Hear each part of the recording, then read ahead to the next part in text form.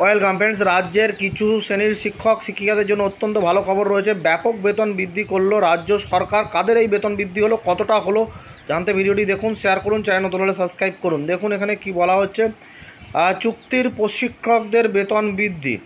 রাজ্যের বিভিন্ন ক্যাটাগরির শিল্প প্রশিক্ষণ কেন্দ্রগুলিতে কর্মরত চুক্তিভিত্তিক এবং আংশিক সময়ে নিযুক্ত প্রশিক্ষকদের বেতন বৃদ্ধি করল রাজ্য সরকার।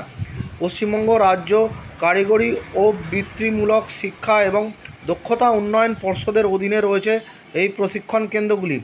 এই পর্যায়ের প্রশিক্ষকদের বেতন 13,500 থেকে বেড়ে হলো 17,000 টাকা। নতুন বেতন 2025-এর 1 জুন থেকে কার্যকর হবে। কারিগরি শিক্ষা দপ্তর থেকে সম্প্রতি এই নির্দেশিকা প্রকাশিত হয়েছে।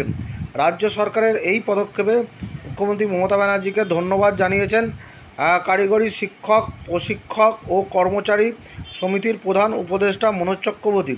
তাহলে দেখলেন যে কারিগরি প্রশিক্ষণ যে দপ্তর রয়েছে সেখানে কর্মরত ও হচ্ছে যারা প্রশিক্ষক যারা শিক্ষক আছেন তাদের বেতন কিন্তু এক ধাক্কায় রাজ্য সরকার অনেকটা বৃদ্ধি করলো। একদম 13,500 থেকে শুরু করে একেবারে 17,000 টাকা, এই যে বেড়ে 17,000 টাকা হলো, এবং সেটা কার্যকর হবে 2025-এর 1 জুন থেকে কার্যকর হবে।